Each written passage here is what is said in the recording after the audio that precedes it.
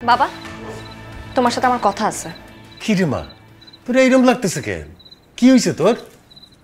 আমাদের গোডাউনে যেসব মালামাল থাকে এগুলো কি এলাকার মানুষের? কি কস না কস, এটা তো আমাদের পারিবারিক ব্যবসা আম্মা। পারিবারিক ব্যবসা?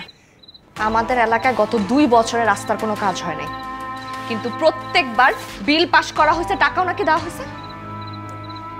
তোরে কে কি কয়, তুই কি শুনোস না শুনোস উল্টা পাল্টা কথা, এগুলা কানে দিস না। আমাদের এলাকায় বিধবা ভাতা থাকা সত্ত্বেও কোনো বিধবা কখনো ভাতা পায় নাই।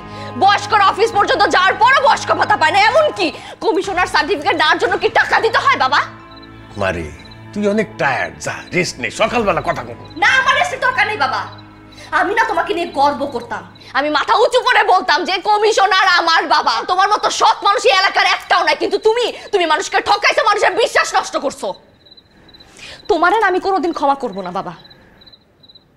আমার না ঘৃণা লাগে তোমারে বাবা বলতে।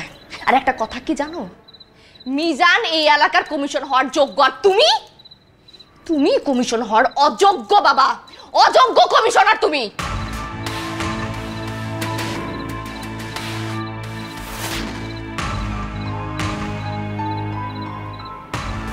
বাবলু চাচা, মেয়েটা কি হয়ে গেল? আমি যা কিছু করতেছি সব তোর জন্যই করতেছি।